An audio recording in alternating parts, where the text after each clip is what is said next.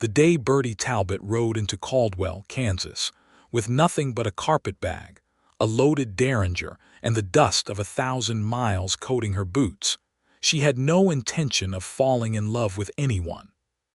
It was the summer of 1878, and the Kansas prairie stretched out in every direction like a great golden sea with no shore in sight, and the town of Caldwell sat right along the Kisham Trail, loud and rough and smelling of cattle and whiskey, and something else underneath it all, something that felt, despite everything, like possibility. The Santa Fe Railroad had come through not long before, and the town was changing, growing, catching its breath between the old ways and something new that nobody had quite named yet. Birdie had been watching towns like this her whole life, passing through them, never staying, always moving with her father's traveling mercantile wagon until the cholera took him in Wichita and left her standing at a crossroads in every sense of the word. She was 22 years old, dark-haired and brown-eyed with hands that were more capable than soft, and she had a practical mind that her father had always said was wasted on a woman, though he had said it with such affection that it never stung the way it might have coming from someone else. She had no family left to speak of. She had a small amount of saved money, a knack for keeping accounts, and a letter in her carpetbag from a man named Mr. Elias Cook, who ran the general store in Caldwell and had advertised in the Wichita Eagle for a store clerk with bookkeeping experience. The stagecoach let her off in front of the Leland Hotel, and she stood in the street with her bag and looked around at the town that was going to be her new life, whether it wanted her or not. It was the horse she noticed first. A big roan gelding tied to the post outside of Cook's general store, 17 hands at least, with a white blaze down its face and the kind of patient stillness in its eyes that only came from an animal that had been treated well for a long time. Birdie had grown up around horses, and she knew the difference between an animal that was calm because it was broken and an animal that was calm because it was trusted, and this horse was the second kind. She paused and put her hand to the gelding's nose, and it breathed warmly against her palm. "That is Samson, and he does not usually take to strangers." The voice was low and unhurried, and it came from the shadow of the store's porch awning where a man was leaning against one of the support posts with his arms crossed, watching her. He was perhaps 28 or so, with dark hair under a wide-brimmed hat, a jaw that needed a shave, and eyes the color of the sky just before a storm rolls in off the prairie, not quite gray and not quite blue, and very much paying attention. He wore plain working clothes, not the fancy gambler's getup that some cowboys affected when they came into town, and his boots were good leather, well worn and well kept, which told Birdie quite a bit about a person. "He has good judgment then," she said, and turned back to look at the store's front door. She heard a short sound behind her that might have been a laugh and might have been something else, and she pushed through the door and into the cool shadow of the mercantile. Mr. Elias Cook was a round, cheerful man in his 50s who shook her hand vigorously and said she had come just in time because his previous clerk had run off to Colorado chasing gold rumors and left the books in an absolute state. Birdie set down her carpetbag and asked to see the ledger immediately, which made Mr. Cook laugh loudly enough that it carried through the store's thin walls into the street. She was still bent over the ledger half an hour later, frowning at a column of figures that did not add up in any direction, when the bell above the door rang and boots sounded on the floorboards. "Langston," Mr. Cook said, with the warmth of someone greeting a neighbor. "What can I do for you today?" "Fence wire and salt blocks," the voice said, the same voice from outside, "and that order of harness leather if it came in." Birdie did not look up from the ledger. She was tracking a missing $11 and she had almost found it. "It came in yesterday," Mr. Cook said, moving toward the back. "You can settle up with my new clerk there. Miss Talbot, this is Homer Langston. He runs the spread about 6 miles southeast of town." Birdie found the $11 a transposition error in a freight column, noted it in the margin with satisfaction, and then looked up. He was standing at the counter with his hat in his hands, which she had not expected, and he was looking at her with an expression of mild surprise, as though he had expected to find someone else. Up close, she could see that he was older than she had first thought, maybe 29 or 30, with the kind of face that spent most of its time outdoors and showed it honestly, the sun-darkened skin, the lines at the corners of those storm-colored eyes. He was not classically handsome in the way that portraits were, but there was something in the steadiness of him, in the unhurried quality of his presence, that made you want to keep looking at it. "Miss Talbot," he said, and gave a short, polite nod. "Mr. Langston," she replied, and opened the sales ledger to write up his order. She wrote carefully because Mr. Cook's system was chaotic and she had not yet fully decoded it, and she was aware without wanting to be that Homer Langston was watching her hands move across the page, not in a way that was rude, just in the way that a person watches something that interests them. "You're new here," he said, as a statement rather than a question. "I arrived this morning," she confirmed. "And you already know the books better than old Peters did after 6 months." She glanced up at that. He said it simply, without flattery in it, and she decided she appreciated that. "I found an $11 error in the freight column," she said. "It was a transposition, easy enough to miss if you are not careful." "Easy enough," he agreed. Mr. Cook came back with a roll of harness leather, and the transaction was completed, and Homer Langston settled his account exactly and gave Birdie a receipt that she had written and looked at it as though he was memorizing something on it. He put his hat back on, touched the brim, said "Good day, Miss Talbot," and walked out. Birdie watched the door close behind him and then turned back to the ledger. She stayed at the Leland Hotel for the first 2 weeks, eating her meals in the dining room and walking to the store each morning and back each evening, learning the shape of Caldwell. It was a busy town, rough around its edges in the way that all cattle towns were rough. There was a row of saloons along the main street that she avoided in the evenings, and there were cowboys who had just come up the trail and had wages to spend and no particular wisdom about how to spend them. The marshal's office was kept busy on weekends, but underneath the noise there was a solid, working-town quality to Caldwell that Birdie respected. People were building things here, permanent things. She saw Homer Langston twice more in those first 2 weeks. Once when he came in for provisions, and once when she passed him on the street with another rancher, deep in a conversation about something to do with water rights. He tipped his hat each time with the same unhurried courtesy, and she nodded back, and both times she found herself thinking about the roan horse, and the way Homer Langston had said Samson does not usually take to strangers, as though it meant something beyond the ordinary. The town had a small lending library kept by a woman named Mrs. Adelaide Hart, who had come out from Ohio with her husband and stayed after he died, and never seemed to regret either decision. Birdie began borrowing books from her on Thursday evenings, and Mrs. Hart, who was sharp as a tack and not remotely shy about her opinions, volunteered information about the town's residents with the generosity of someone who considers knowledge a public good. "Homer Langston," she said one Thursday, when Birdie had made the mild tactical error of asking whether anyone knew much about the cattle operation southeast of town. "Good man.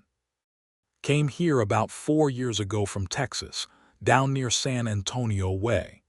Bought a piece of land that nobody thought was worth having and has been turning it into something ever since. Keeps to himself mostly, but not in a strange way, just in a busy way." She handed Birdie a copy of George Eliot's Middlemarch, which she had been working through section by section. "He built that house himself, with 2 hired hands and whatever time he could spare from the cattle. Takes his time, does Homer Langston, does things properly." Birdie took the book and tried to look as though she had asked the question casually. "No family," she said. "Not anymore," Mrs. Hart said, and her voice shifted just slightly. "Lost his mother a few years back. Has a younger brother in San Antonio still. Comes to visit occasionally. Homer himself has never," she paused, in the way of someone choosing words carefully. "He has not rushed into anything. Not in any part of his life." Birdie rode out to the Langston spread for the first time in September, on legitimate business. Mr. Cook had asked her to deliver a special order of veterinary supplies that had come in and needed a signature, because Homer had asked that someone bring them out rather than holding them at the store. She borrowed one of the stable's gentler horses, a steady bay mare named Clara, and followed the directions Mr. Cook gave her, southeast on the main wagon road until she saw the stone gate posts. She had expected a rough operation, the kind of half-finished enterprise that a man building something alone puts together incrementally, more function than form. What she found surprised her considerably. The land rolled beautifully in long, easy waves, golden grass rippling in the September breeze, and the cattle grazing on it were a good-looking, well-fed herd with coats that shone. The outbuildings were solid and level, built of good lumber and well-maintained. The house itself was small but honestly constructed, with a covered porch running along the front, and there were flower beds along its foundation that contained the last of the summer's blooms, late asters, and something Birdie thought might be black-eyed Susans. Someone had planted them with intention. Homer came out of the barn as she rode up, and he stopped for a moment when he saw who it was. "Miss Talbot," he said, pulling off his work gloves. "Mr. Cook asked me to bring your order out," she said. "He thought it was more efficient than holding it." "Efficient," he said, and there was the faint suggestion of something warmer than neutrality in that. He helped her down from the horse, his hands briefly at her waist as she dismounted, and she was aware of the warmth of them through her riding jacket. He took the supply crate from the saddlebag and signed the delivery form she offered him, and then he paused. "Would you like to see the place?" he asked. "If you have time before you need to head back." She did have time. She had allowed herself extra time for this errand, though she had not admitted that to herself until just now. "I have a little time," she said. He showed her the property with the careful pride of a man who has worked hard for something and knows its value without needing to be extravagant about saying so.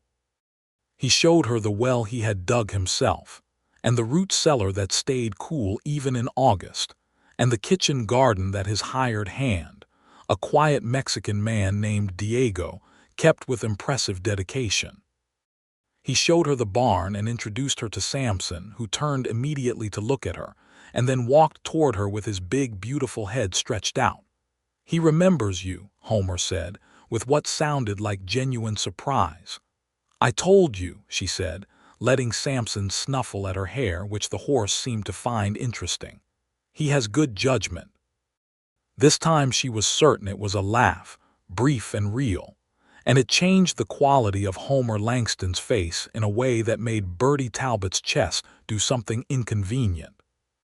They stood at the fence at the south end of the property as the September afternoon stretched out gold and long, and Homer told her about his plans: a bigger barn, eventually, and more cattle, and a better water system for the dry months, and someday possibly a second pasture if the land to the east came up for sale. He talked about these things in the same unhurried way he did everything, but there was a controlled excitement underneath it that Birdie could hear clearly. He loved this land. Not in a possessive way, but in the way that a person loves something they feel genuinely grateful for. "What is the name of the ranch?" she asked. He was quiet for a moment.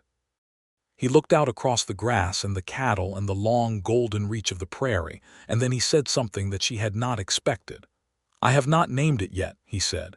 "You have been here 4 years and you have not named it." "I have been thinking about it for 4 years," he said. "I know what I want the name to mean. I just have not found the right one yet." She waited to see if he would say more, and he did not, and she did not press him. But she thought about it for the whole ride back into Caldwell, and she was still thinking about it when she returned Clara to the stable and walked back to the hotel in the early dusk. October came in cool and bright, and Birdie found herself settling into Caldwell in a way she had not entirely expected. She had taken a room with Mrs. Hart, who had a spare bedroom and was surprisingly good company, and she had begun to feel the particular warmth of being somewhere that knew her name. The store kept her busy, and she had managed to straighten the books into something approaching actual sense, which made Mr. Cook so grateful that he gave her a raise she had not asked for. Homer Langston came into the store twice a week now, which was probably more than strictly necessary for the operation of a cattle ranch. He and Birdie had fallen into a habit of conversation that happened so naturally neither of them had quite decided to initiate it. The way rivers find their course not by planning, but by the simple logic of following the land. They talked about books, because she had mentioned Middlemark and he had read it, and had opinions about Dorothea's choices that were thoughtful and slightly unexpected.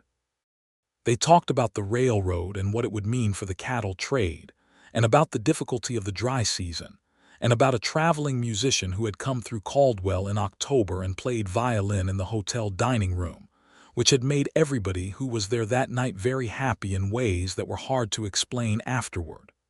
Twice he asked her, casually, whether she had been out to ride recently, and twice she said she had not, which was true. And then one morning in late October, he arrived at the store with Samson and a second horse, a calm gray with a gentle eye, and he said he was going to check on the eastern fence line if she happened to be free at noon when the store closed for the midday hour. She happened to be free. They rode out on the prairie, and it was the first cold, sharp day of the coming autumn, with the sky a hard, brilliant blue and the grass faded to a pale gold, and the horses moved happily in the cool air.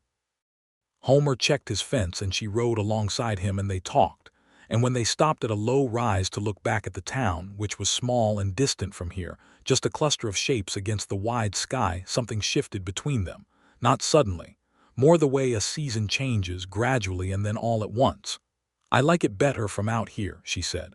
"You can see what it actually is, just a small thing in the middle of something enormous." "Does that comfort you or frighten you?" he asked. She thought about it honestly. "Both," she said. He looked at her for a moment with those storm-colored eyes and then nodded, as though she had confirmed something he had already suspected. "Same for me," he said. November arrived with its early cold, and Caldwell settled into its winter rhythms. The cattle drives were done for the season, and the town was quieter without the trail hands moving through. Homer's visits to the store grew shorter in practical terms.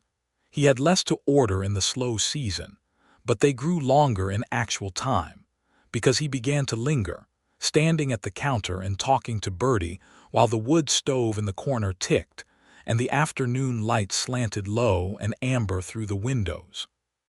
She noticed the way he held a silence as easily as he held a conversation, comfortable with both, never filling space with noise for the sake of it.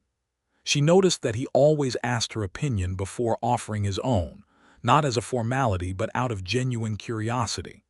She noticed that when she said something that struck him as sharp or funny, he smiled slowly from one side first, like a sunrise. She tried very hard not to make too much of these things, because she was a practical woman, and she did not like to build on ground that had not been tested. It was Mrs. Hart who, with all the delicacy of a woman firing a shotgun, said to Birdie one evening in late November, "That Langston man is in love with you." Birdie, who was sitting across the parlor with Middlemark open in her lap, she had restarted it, looked up and said nothing. "I have been watching this town for 9 years," Mrs. Hart continued, knitting without looking at her needles. "I have seen men who are friendly and men who are interested, and men who are in love, and Homer Langston looks at you the way a man looks at something he has been waiting a long time to find." "He has never said anything of the kind," Birdie said. "He is the kind of man who will not say anything until he is absolutely certain it will be received the way he intends it," Mrs. Hart said, "which is actually a very fine quality when you think about it." Birdie thought about it. She thought about it quite a lot over the next several days. There was a community dance at the Caldwell Town Hall in early December, which was an annual event, and which, according to Mrs. Hart, the entire county attended with an enthusiasm that suggested they had all been storing it up since last year. Birdie went with Mrs. Hart, wearing the nicer of her two good dresses, a deep blue wool that her father had always said suited her. And the hall was bright with lantern light, and smelled of pine boughs and wood smoke, and something spiced that Mrs. Rowlands from the bakery had brought in a large pot. Homer was there in a clean dark coat that she had never seen on him before, and his hair was combed, and he stood talking with a couple of ranchers near the wall with his usual unhurried ease. He saw her when she came in. She knew because she felt it, which was the kind of thing she would normally have dismissed as nonsense, but which was simply accurate. He came to her after a suitable interval and asked her to dance with a directness that she appreciated. None of the circling awkwardness that some men used, just "Miss Talbot, would you do me the honor?" And his hand held out. She said yes. He was a good dancer, which she had not expected, not elaborate, but steady and sure in the way he was steady and sure in everything, guiding without pulling, present without overwhelming. The fiddle and the banjo filled the hall with something bright and quickening, and Birdie felt, dancing with Homer Langston in the lantern light of the Caldwell town hall, a happiness so uncomplicated that it almost frightened her. "You are surprised that I can dance," he said. "A little," she admitted. "My mother insisted," he said. "She said a man who cannot dance is a man who cannot listen to anyone but himself. Your mother was a wise woman." Something moved across his face, soft and brief. "She was," he said. They danced twice more that evening, which was the exact number that caused Mrs. Hart to smile into her punch cup across the room, and in between dances, Homer brought Birdie a cup of the spiced cider, and they stood together near the window and watched the town dance. He was close enough that she could feel the warmth of him beside her, and she did not step away, and neither did he. "I have been meaning to ask you something," he said, looking out at the dancers. "Ask," she said. He was quiet for a moment, gathering himself in the way he gathered himself for anything important carefully without rushing. "I would like to call on you formally," he said, "if you would allow it." She looked at him.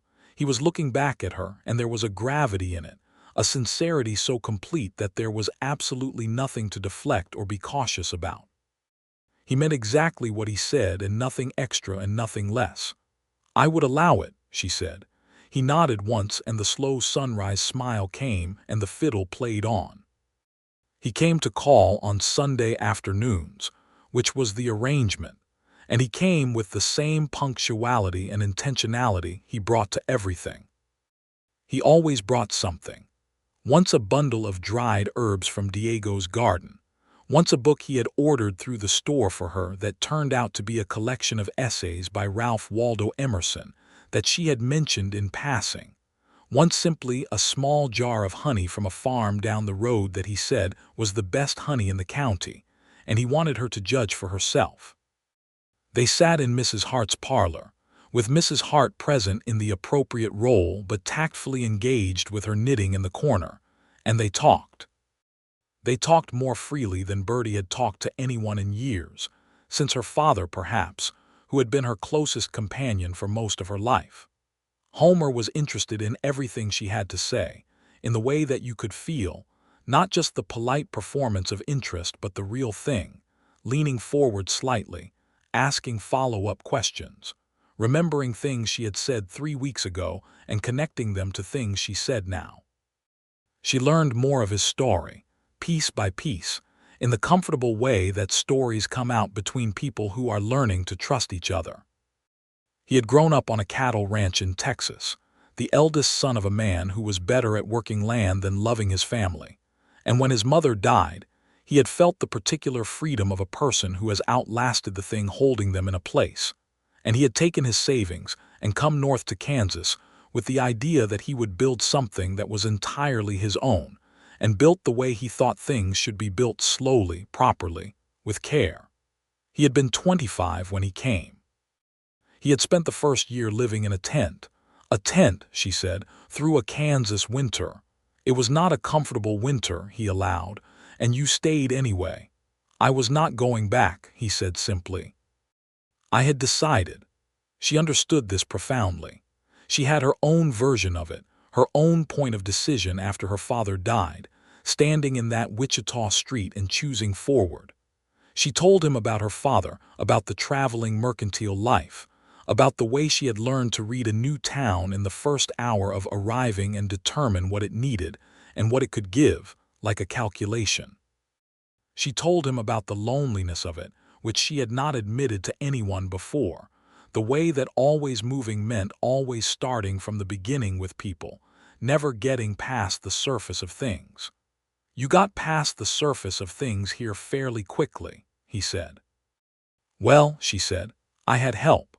He looked at her steadily, and she felt the color come into her face, which she was not accustomed to, and she was quite glad that Mrs. Hart was deeply absorbed in her knitting just then. The winter deepened, and with it came the particular beauty of the Kansas prairie in cold, the grass silver-frosted in the mornings, the sky hard and pale blue and enormous, the silence of the land at night broken only by the wind. Homer had invited Birdie to see the ranch in the winter, and she went on a clear cold Saturday in January with Mrs. Hart as her companion. The two women bundled into the buggy that Homer sent for them with Diego driving. The ranch was different in the snow. The covered porch had icicles hanging from its eave, and smoke rose straight up from the chimney in the still cold air, and the cattle stood in heavy winter coats against the fence in the sheltered south field. Homer met them at the door and ushered them into the warmth of the house, which smelled of coffee and wood smoke and something baking, and Birdie saw that he had put fresh flowers on the table, dried flowers, the last of what he had apparently saved from the summer's beds, arranged in a blue crockery jug. He had made coffee and a beef stew that was, when she tasted it, considerably better than she would have expected of a man cooking for himself. "Diego taught me," Homer said when she said as much. "He said the least I could do was learn to feed myself without embarrassing anyone." "Diego is a man of strong opinions," Birdie said. "He is. He is also almost always right, which I have learned to accept." Mrs. Hart toured the house with an appreciating eye and declared it solid and sensibly built, which was, from her, a statement of high admiration. Birdie noticed the bookshelf in the main room, double-loaded with books in the way of a person for whom books are a necessity rather than a decoration, and she felt something warm move through her chest at the sight of it. After lunch, Homer showed her the property again, this time in its winter face, and they walked out to the south fence while Mrs. Hart stayed warm and comfortable inside with the coffee pot. The cold was sharp and clean, and the sky above them was the particular pale winter blue that seemed to go on forever, and the snow on the grass sparkled in the January sun. "I have been thinking more about a name for this place," he said. She looked at him. He was looking out at the land, at his land, and his expression was the one she had come to know as his serious thinking face, quiet and inward. "And?" she asked. He turned to look at her, and there was something in his eyes that she recognized, something that had been building for a long time and was now close to the surface.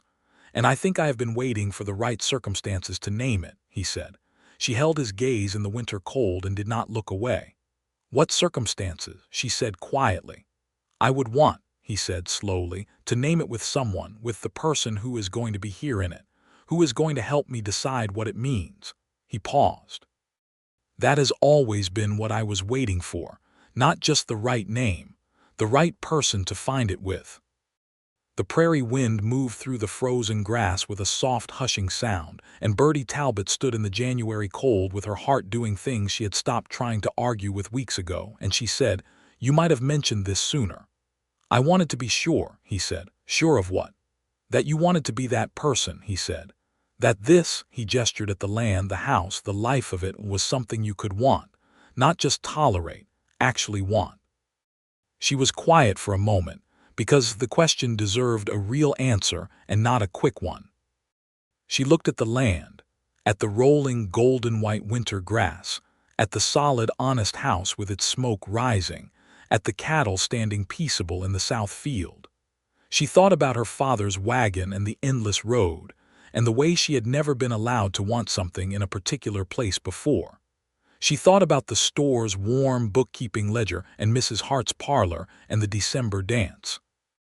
She thought about Homer's bookshelf and his flower beds and the Emerson essays, and the way he always asked her opinion before offering his own. "Yes," she said, and she meant it with every practical and impractical part of herself. "This is something I want." He reached across the space between them and took her hand, which she was still wearing her glove on, and held it in both of his. And for a long moment they stood like that in the winter prairie quiet, with the whole enormous Kansas sky over them, and it felt to Birdie like the beginning of something that had no particular end. He proposed properly in March, when the first green was beginning to push up through the dead grass, and the meadowlarks were coming back, and the light had that particular early spring quality of being surprised to be there. He came to Mrs. Hart's parlor and sat across from Birdie with his hat in his hands, always his hat in his hands when he was serious. And he said, without preamble but with great feeling, "Birdie Talbot, I would like to marry you if you will have me. I am not a man of many words, but I want you to know that everything I have and everything I am building, I would build it better with you in it.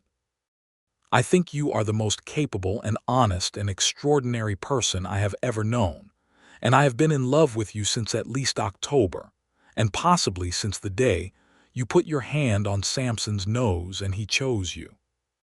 Birdie, who had been expecting this, who had been wanting it, felt her eyes sting in a way she did not entirely manage and said, "Yes, Homer," without any hesitation at all.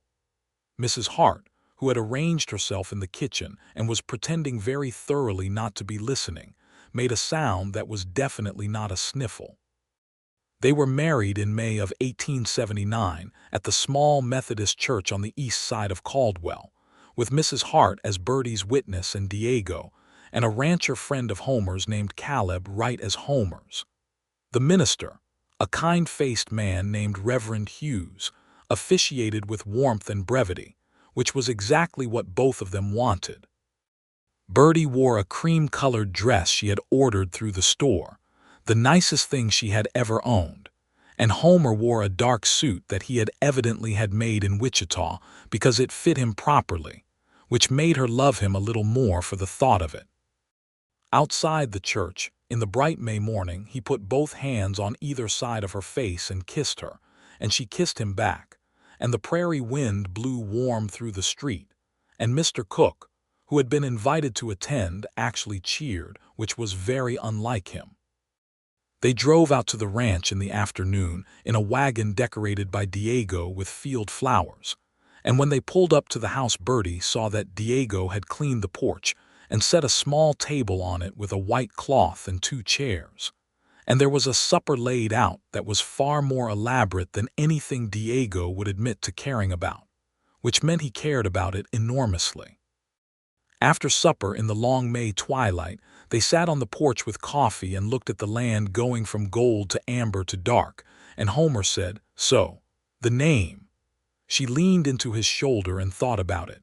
She had been thinking about it quietly for months. "It should be something that means what this place is," she said. "Not what it produces or who owns it, what it is." "What is it?" he said, genuinely asking. She thought about the winter she had spent coming to know it, and the spring in the growing grass, and the way the light fell on it in the late afternoon like it was a gift. She thought about the flower beds and Diego's kitchen garden and the books on the shelf inside, and the big honest house that Homer had built himself, piece by patient piece. She thought about the way the prairie stretched out on all sides, enormous and open and true. "Honest ground," she said. He was quiet beside her. "Honest ground ranch," she said. "Because you built it honestly and it is good ground, and I think that is what you were looking for." She felt him nod slowly. "Yes," he said, "that is exactly what I was looking for. I told you we would find it together." He turned his head and pressed his lips to her hair. "You did," he said, "and you were right. Honest Ground Ranch." That was its name from that evening forward, and Homer had a sign made by the woodworker in town, carved oak with clean letters, and hung it between the stone gate posts at the end of the south drive, and it looked as though it had always been there. The first year of their marriage was the kind of year that teaches you a person completely. They learned each other in the daily intimacy of a shared life. Who rose earliest? Homer, always before dawn, who came back inside smelling of cold air and horses, and started the stove going so the kitchen was warm when she came down, and who stayed up latest with a book, Birdie, reliably, who had a lamp by the bed and a stack of volumes on the side table. They learned each other's particular silences, which were different from ordinary silences. Homer's working silences versus his thinking silences versus his comfortable listening silences, and Birdie's reading silence versus her problem-solving silence versus the warm quiet she settled into in the evenings when she was happy and did not need to say so. There were hard things, too, because a working cattle ranch was never without them.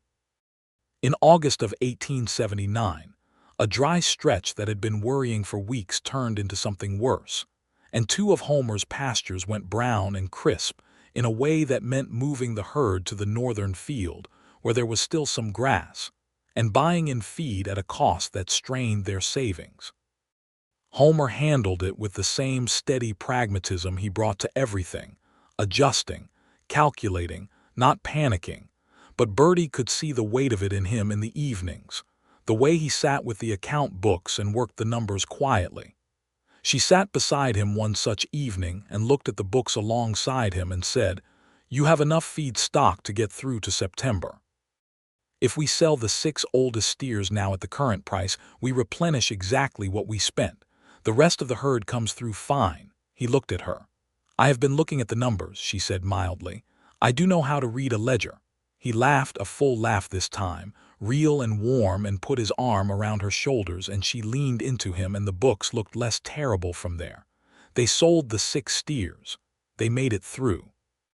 In September, the rains came back and the grass greened up, and Homer stood on the porch and looked at his land with the kind of relief that runs deep, because the worry that preceded it ran deep, and Birdie stood beside him with her coffee and their shoulders touching.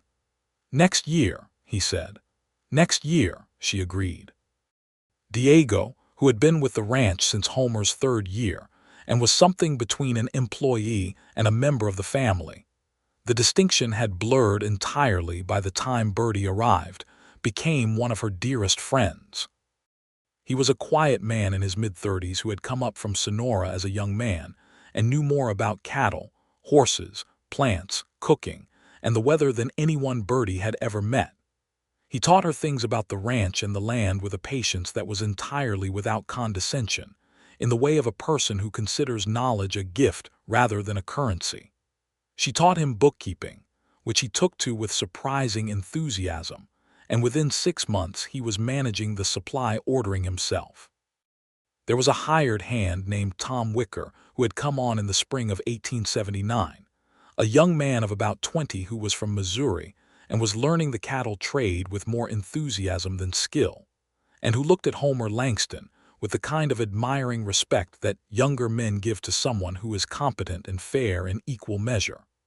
Homer taught him methodically and without impatience, and by the end of that first year Tom was genuinely useful, and he stayed on. Caleb Wright, Homer's ranching neighbor to the north, became a regular presence in their life. He and his wife Martha came to supper on the occasional Sunday and were good company, the comfortable kind you do not have to perform for. Martha Wright was a small, energetic woman from Illinois who had come west as a young bride and had absolutely no patience for any form of nonsense, and she and Birdie liked each other immediately with the particular recognition of 2 practical people who have each been underestimated and are not going to put up with it. In the spring of 1880, Birdie discovered she was expecting a child. She told Homer on a quiet evening in April, sitting on the porch with the spring stars coming out above the prairie, and she watched his face move through something that was not quite any single emotion she could name, but was all of them at once shock and joy, and a kind of gravity that was not fear but was the cousin of it, the awareness of enormous things arriving. He said her name very quietly and took her hands, and then he leaned forward and pressed his forehead against hers and stayed there for a long moment with his eyes closed. "We are going to need a bigger table," he said finally. She laughed, properly and freely, out into the spring night. "We have time," she said. "We have time," he agreed, and kissed her. The pregnancy was not easy in its early months. Birdie was ill in the mornings with a reliability that was inconvenient and exhausting, and the summer heat of 1880 was particularly unforgiving. But she managed it with the determined practicality that was simply the way she approached all difficulties. She kept up her accounts. She had continued doing the bookkeeping for Cook's General Store part-time, which she enjoyed and which kept her connected to the town. And she managed the household and did not allow herself to be treated as though she were made of something breakable, which Homer had to be reminded of on more than one occasion. "I am not an invalid," she told him in July when he tried to carry a water bucket for her. "I know that," he said. "Then let me carry my own water." "What if I want to carry it?" he said. She looked at him. He was grinning just slightly. "Fine," she said, "but only because you want to." Diego made her a tea from herbs he kept in his kitchen that helped with the morning illness, and she drank it every day and was grateful for it. And when she said so to Diego, he shrugged and said his grandmother had made the same tea for every woman she knew and it always worked. This was, she thought, one of many things Diego's grandmother had understood thoroughly. Birdie wrote to Mrs. Hart every week, because Mrs. Hart had moved to her sister's home in Topeka in the winter of 1880, and the correspondence kept them close. The letters went back and forth full of the ordinary particulars of their respective lives, the kind of letters that seem small individually but add up over time to the whole shape of a friendship. The baby was born in November of 1880, in the room that Homer had spent the summer quietly expanding and furnishing. And it was a boy, solid and loud and immediately opinionated about everything, with Homer's dark hair and a personality that was clearly going to be his own entirely. They named him James William Langston, after Homer's grandfather on his mother's side, and Homer held him for the first time with the particular care of a very large, very strong man holding something he understands to be precious. And his face was so open and undisguised in that moment that Birdie, exhausted and overwhelmed and happier than she had known she was capable of being, felt the tears come and did not try to stop them. "Hello," Homer said to the baby, very quietly as though they were being introduced. James, who had been temporarily calm, opened his dark eyes and looked at his father with the complete focus of a newborn, and then made a sound that was entirely unimpressed but was, everyone agreed, very expressive. "He has opinions," Diego said from the doorway. "He gets it from his mother," Homer said. Birdie threw a very small pillow at him, which she felt was justified. The winter of 1880 into 1881 was Homer's favorite kind, apparently cold and quiet, and the kind of season that pushed you close to the people and the warmth you had built around yourself. He tended the ranch in the mornings and came inside in the afternoons, and the house had a different quality now, fuller somehow, warmer, with the baby's sounds in it and the particular domestic busyness of new parenthood. Homer turned out to be a natural father in the way that some men do who have thought carefully about what kind of man they want to be, present and gentle and fascinated by the small person who had arrived in their life, talking to James as though he were a reasonable conversational partner, narrating the day's events, pointing out the horses through the window. "He cannot understand you yet," Birdie said, the first time she heard Homer explaining the function of a saddle blanket to the 3-week-old James. "He is listening," Homer said with complete confidence. "You can see it." James did in fact appear to be listening. He was a very attentive baby. By 1882 the ranch had grown. Homer had managed to acquire the eastern pasture he had wanted, at a price that was fair when 2 decent growing seasons had restored their savings and then some, and the herd had expanded to the point that they hired a second permanent hand, a man named Gilbert Rue from Arkansas who was taciturn and skilled, and got along with Tom and Diego with minimal friction, which was all Homer required. Birdie had taken over the ranch's own accounts entirely, which freed Homer from the paperwork he was competent at but did not love, and she ran them with the same careful attention she brought to everything, keeping a ledger that would have made Mr. Cook weep with admiration. She had also, quietly, begun helping some of the neighboring homesteaders with their accounts when they asked, charging nothing, because she remembered clearly what it was to be starting from nothing in a new place, and she knew that a set of straight books could be the difference between keeping a claim and losing it. Homer knew about it, of course.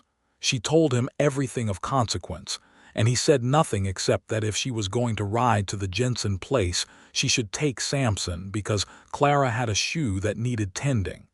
This was how Homer expressed approval. She had learned to read it, and she did. There was one episode in that second year that brought everything briefly to a sharp point.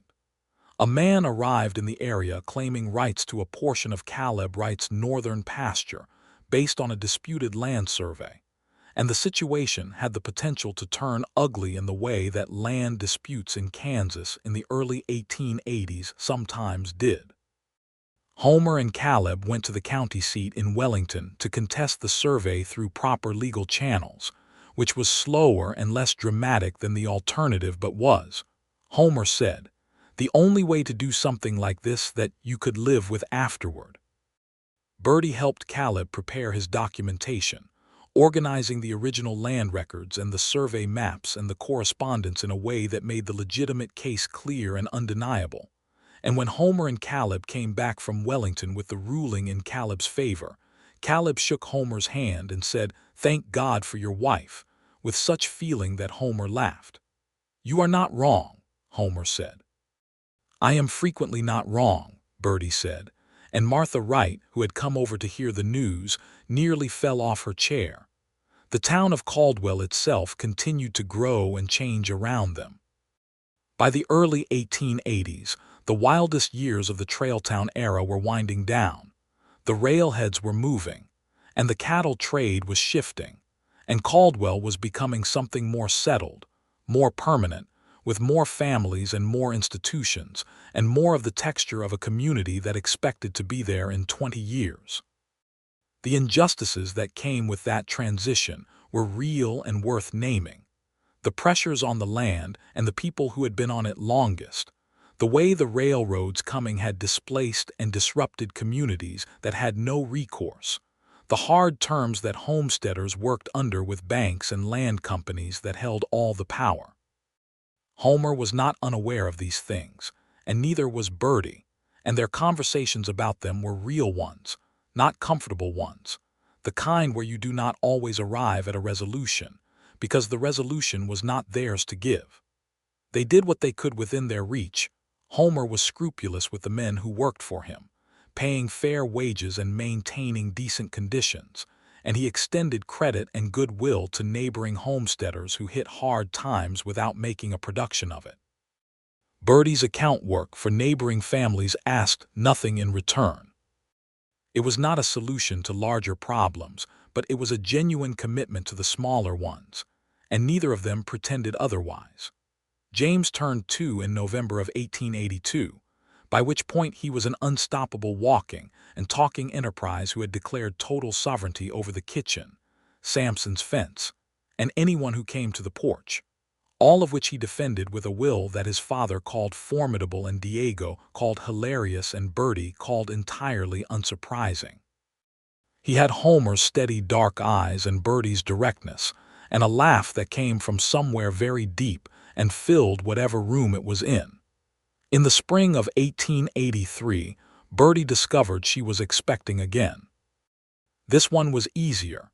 She knew what to expect, and the morning illness was milder, and the summer of 1883 was one of those rare Kansas summers that was warm without being brutal, the kind of summer that made you understand why people had come here and stayed. Homer finished the porch extension that he had been planning since James was born, adding a long south-facing section where the afternoon light came in beautifully, and Birdie put her chair there and did her bookkeeping in the evenings while James played at her feet, and the prairie stretched out beyond the fence. The second child was born in January of 1884, in the same room as James, and this time it was a girl, smaller and quieter, and from the first moment possessed of a kind of focused watchfulness that made Homer sit beside her for a long time just looking.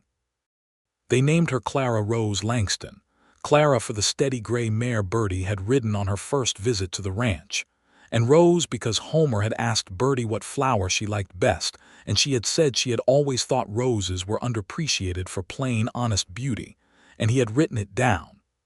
"You wrote it down," she said, when she found the small note in his jacket pocket weeks later, just the word Rose in his handwriting. "I did not want to forget," he said. She kept the note. It lived in the same small box where she kept her father's last letter, and the receipt from Homer's first store purchase that she had written on her first day in Caldwell. She had found it in her desk drawer years later, and understood that he had kept it and then returned it to her, which she had never asked him about and did not need to. Clara was a solemn, attentive baby who grew into a solemn, attentive toddler who watched everything with those wide, quiet eyes, and then reproduced it with an accuracy that was sometimes alarming. She watched Diego cook, and then rearranged all the pots in the kitchen into what she considered a better order. She watched Homer saddle Samson, and then climb the fence to attempt it herself at age 2, which was when Homer decided she would have riding lessons earlier than James had. She watched Birdie at the account books and demanded her own paper and pencil, and at 3 years old she was drawing rows of careful marks in what she explained was her own ledger.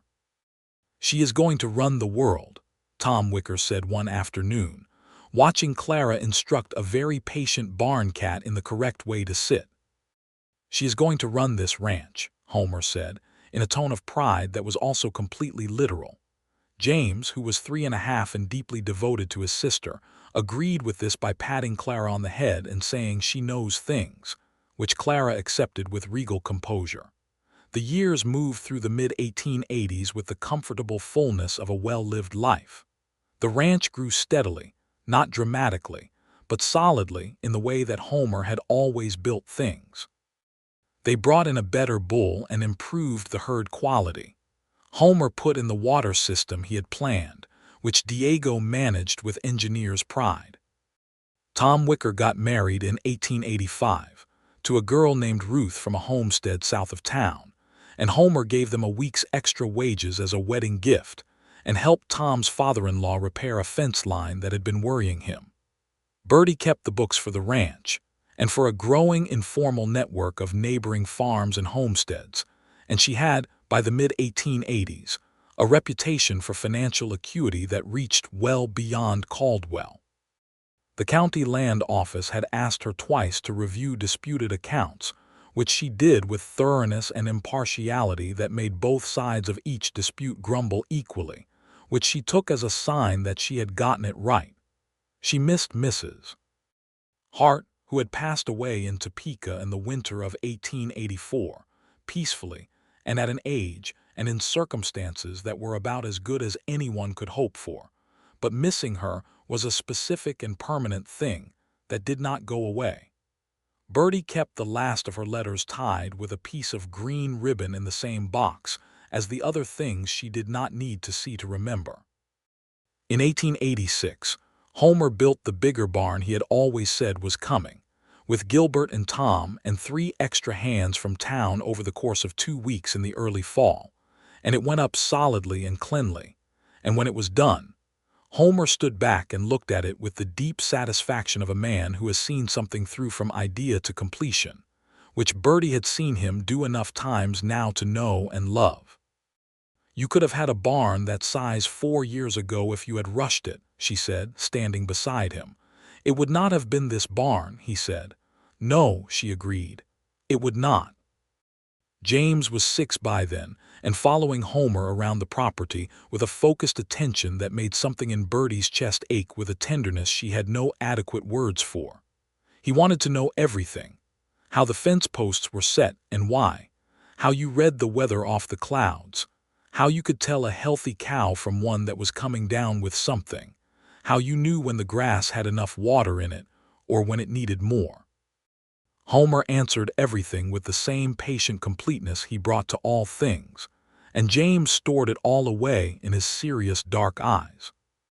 Clara, at 2.5, was more interested in the accounts than in the cattle, which Diego found enormously funny, and she had a particular passion for the measuring instruments in the kitchen, the scales and the measuring cups, that she had turned into a sophisticated system of pretend commerce that involved several imaginary customers and a degree of organizational rigor that was probably excessive for age 2.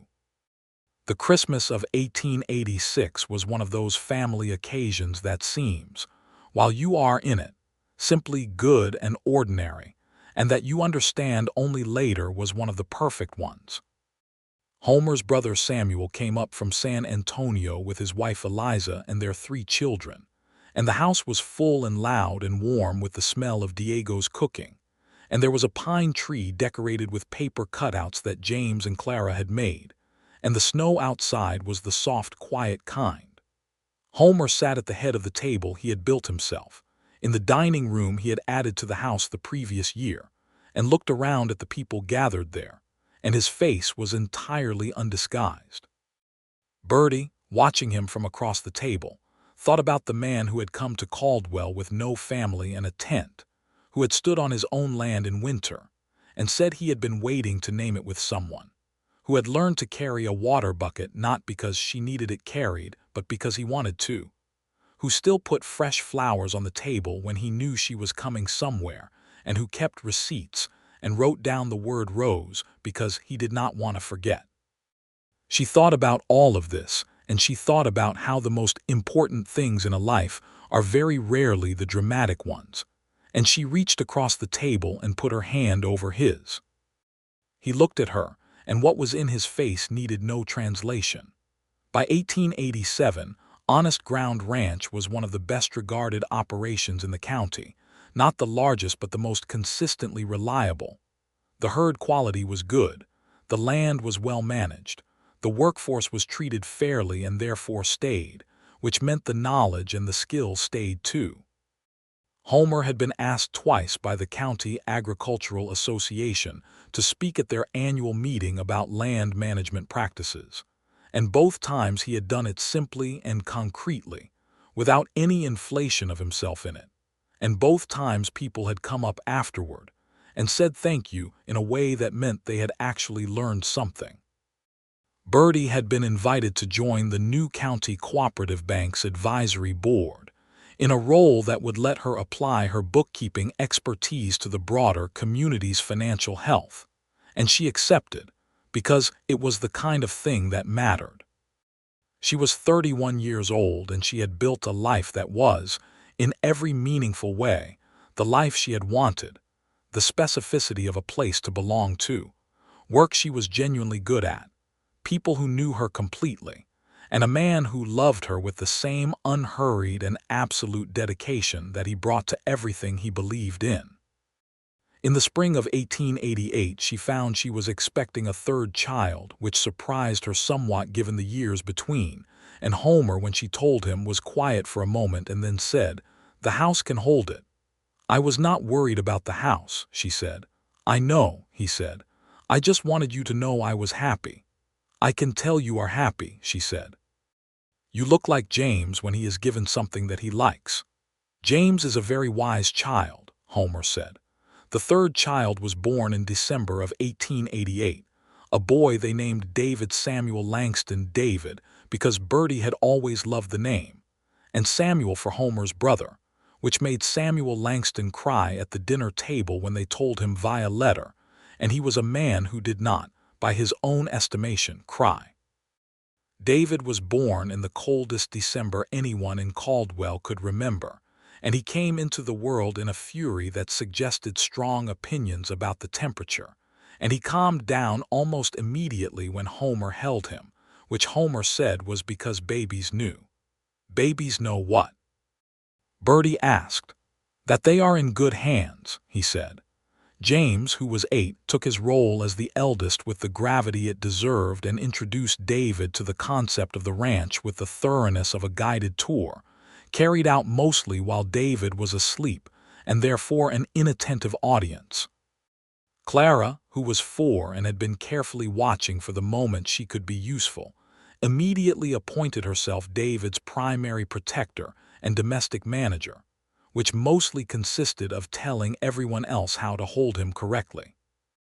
Diego, who had now been part of the ranch for nearly a decade, looked at the 3 children one morning in the spring of 1889 and said to Homer, with the quiet certainty of a man stating a fact, "This is a good place you have built." Homer looked at him. "We have built," he said. Diego accepted this with a nod that meant more than most people's speeches. In 1889, the land run opened up the unassigned lands in Indian Territory to settlement, and the territory around Kansas felt the tremors of change that came with it: more people moving, more land contested, more of the world shifting underfoot. It was a complicated thing to watch, as all such things in the West were complicated, with the promises and the injuries running alongside each other in ways that could not be cleanly separated. Homer and Birdie talked about it with the gravity it deserved, and the conversations did not reach comfortable endings, because they were not the kind of conversations that should. They watched neighbors pack up and head south to try for land, and they held their own land and their own life carefully, and they were grateful and aware of the difference between their situation and others in ways that they did not diminish. The ranch in 1890 was 12 years into Homer's building of it and 9 years into Birdie's, and the life on it had accumulated a richness that was the particular product of time and intention. The fence lines were solid and true. The house had been added to 3 times and was large enough now to hold the family comfortably, without losing its original quality of being a house that someone built with their own hands. The books were straight and the herd was healthy, and the men who worked there were people who had been there long enough to care. James, at 10, was already a skilled rider who helped with the cattle work on weekends with the seriousness of someone who had decided what he loved and intended to be good at it. Clara, at 6, had her own ledger, a real one, small and leather-bound, that Homer had commissioned from the stationer in Wichita, and was keeping track of the egg production from the 6 chickens she had declared her personal operational responsibility. David, at almost 2, was conducting a comprehensive investigation into the structural properties of everything within his reach, and had recently discovered that he could climb. Birdie sat on the long south porch one evening in the spring of 1890, in the last of the light, with her account books in her lap, and the smell of the spring prairie coming in sweet and green over the fence, and she was listening to Homer talk to James somewhere around the barn, the low, steady rumble of his voice and the higher, more rapid responses of the boy, and she could hear Clara inside at the kitchen table with Diego having a conversation about proportions that was serious on both sides. And David was asleep upstairs finally, having worn himself out on the previously mentioned structural investigation. She put the account books down and just sat with it for a moment, the whole living, breathing, specific weight of it. The sign between the gateposts that said Honest Ground Ranch in Homer's chosen letters. The flower beds along the foundation that had been running for 11 years now and came back every spring. The bookshelf inside with its double-loaded volumes. The stone well that Homer had dug himself. The 3 children, each entirely themselves and entirely theirs. The man who still, after 8 years of marriage, came inside from the morning's cold and made the stove hot so the kitchen was warm when she came down. Homer came around the side of the barn and saw her on the porch and walked over, leaving James to finish his errand, and he came up the porch steps and leaned against the railing and looked at her, looking at the prairie. "Good evening," he asked. "Very good evening," she said. He was quiet for a moment in the comfortable way. "I was thinking today," he said. "About what?" "About a name for the eastern pasture," he said. "It is big enough now to need its own name for the ledger." She smiled. "Is this a thing I should name, or a thing we should name together?" He looked at her with those storm-colored eyes that she had known for 12 years now and still found completely honest, and still felt, looking at them, The same thing she had felt standing at a winter fence in 1879 with the prairie going on forever in all directions, that she was exactly where she was supposed to be. Together, he said. Always together. She reached up and took his hand where it rested on the railing, and he turned it over and held hers, and James came around the barn and looked up at them on the porch in the fading spring light. "Are you naming something?" James called because he knew his parents. "We are thinking about it," Homer said. "I have a suggestion," James said, and walked over with the kind of confidence that comes from being 10 years old and absolutely certain of your own relevance. Homer looked at Birdie. Birdie looked at Homer. And then they both looked at their son walking toward them in the spring dusk, all 10 years of him, and the laugh that came up between them was warm and easy and entirely at home. The eastern pasture was named Spring Field, which was James's suggestion, and was, everyone agreed, exactly right in the way that simple, honest names often are. Diego noted it in the supply ledger the next morning with the same care he gave everything, and Birdie noted it in the ranch accounts, and Homer noted it on the rough map he kept of the property, and it was done, and it was good. Clara's chicken operation produced 17 dozen eggs in its first full year, which she tracked to the individual egg in her leather ledger, and she presented her findings to the family at Sunday supper with the composure of a person who has done good work and knows it. Homer listened to the full report with complete seriousness, and then said she had outproduced the previous year's egg total by 30%, which Clara had already calculated and simply confirmed with a nod. David, who was sitting in the high chair he was just barely too big for and refusing to admit it, banged his spoon on the tray in what everyone chose to interpret as approval. Tom Wicker's wife Ruth had a baby in 1890, a girl they named Mabel, and Homer gave Tom 3 days off and told Gilbert to manage the schedule, and Birdie sent over enough food to last a week, which was the kind of neighborhood that Honest Ground Ranch had grown up inside of. In the summer of 1891, Homer's brother Samuel came up from San Antonio for a month's visit with his family, and the house was full again in the Christmas way, loud and warm and smelling of Diego's food and the particular happiness of children who have cousins.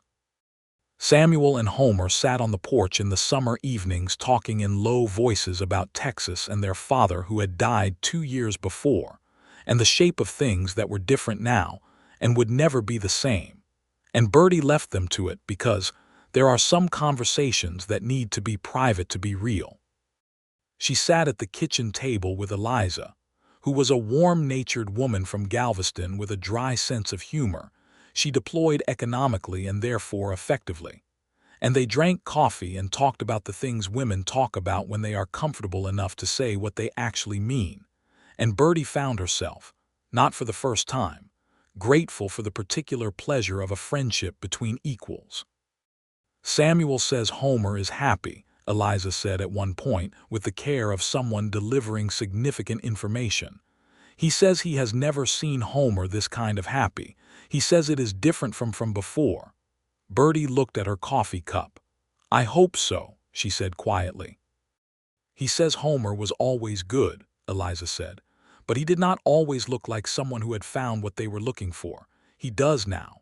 Birdie thought about a man with a ranch with no name and a hat in his hands, standing in winter cold, saying he had been waiting for the right person to find it with. "Yes," she said, "I think he has." The 1890s brought changes to the West that were neither simple nor small. The frontier era was closing in ways that people felt even when they could not quite articulate it. The open ranges were becoming fenced ranges. The wild miles were becoming surveyed and divided and titled.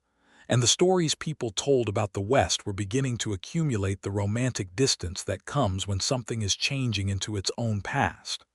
Caldwell had grown and settled, and was becoming, unmistakably, a town rather than a trail stop. There were a proper school, a second church, a newspaper, a doctor who had come from back east and intended to stay. James started at the school in the fall of 1891, and was a good student who worked at it the way he worked at everything, thoroughly, without making a show of it. Clara started 2 years later and distinguished herself immediately in arithmetic, which surprised no one. David, when his time came, turned out to be the one with an ear for language, a quality that showed up at age 4 when he began repeating Spanish phrases he had learned from Diego with an accuracy of accent that made Diego stop stirring his pot and look at the child with an expression of genuine surprise. "He hears things," Diego said to Homer. "He does," Homer agreed, with the particular pride of a parent who is still discovering who their child is. Birdie was 40 years old in 1898, and she had been on Honest Ground Ranch for 19 years, and she had stopped being surprised by how much she loved it, because love that old stops surprising and starts simply being the ground you stand on. Homer was 49 now, and his dark hair had silver in it at the temples that she found she loved with a specific and uncomplicated affection. And he was still the same man she had watched saddle his horse in the quiet mornings, unhurried, deliberate, present in everything he did. James was 18 that year, tall and serious, and already managing a significant part of the ranch's day-to-day operations, with a competence that made Homer step back gradually, and with genuine pleasure.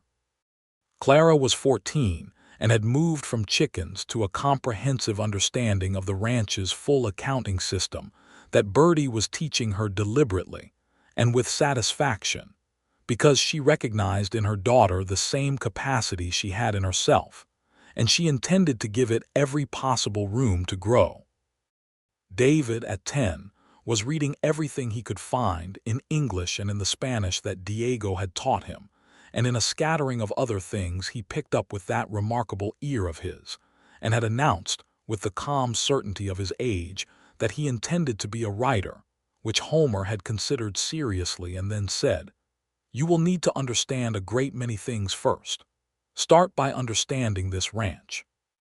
David had taken this seriously, which was the right response, and had begun a journal of ranch observations that was, even at 10, surprisingly perceptive. In the late afternoon of a September day in 1898, Birdie sat on the long south porch with a cup of tea and her account books, and the familiar smell of the autumn prairie coming in warm and golden from the grass.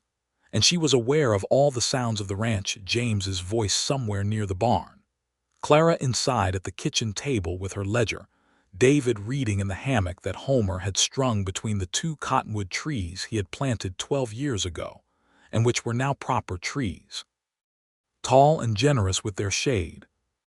And Homer was coming across the yard from the barn, with the late afternoon light behind him, moving in the unhurried way he had always moved, and he looked up and saw her on the porch, and his face did the thing it had done since 1878. The thing that had not diminished in any particular over 20 years, the slow-rising warmth of it, the complete and uncomplicated sincerity. He came up the porch steps and sat down in the chair beside her, and stretched his legs out with the satisfied sound of a man who has put in a good day's work, and is well pleased to be done with it. And the autumn prairie went on and on in front of them, golden and enormous and true. And the sign between the gateposts said Honest Ground Ranch in the good oak letters that had been there since 1879, and would be there when none of them were, and the cottonwood trees moved in the evening breeze. And the cattle stood peaceful in the south field, and the house behind them held everything they had built in it, every particular and irreplaceable thing. "Good day?" she asked him. "Very good day," he said. She reached across the space between their chairs and put her hand in his, and he closed his fingers around hers with the same certainty he had had in January of 1879 at a winter fence, and they sat together in the September light and watched their home go from gold to amber to the soft early dark of autumn, and there was nothing left undone and nothing left unnamed and nothing missing from the picture that they had been, all this time, painting together. Inside the house, Clara's pen scratched steadily in her ledger. David turned a page. James came in from the barn and kicked his boots off at the door the way he had been told to do since he was 3 years old. Diego started something on the stove that smelled extraordinary immediately. Homer brought Birdie's hand up and pressed his lips to her knuckles, the way he did sometimes in the evenings when he was happy and did not feel the need to explain why, and she leaned her head briefly against his shoulder, and the first stars came out above the ranch, above the sign, above the honest ground of everything they had found and named and kept together. And the story of it was exactly what it was, plain and true and more beautiful for that than any other kind.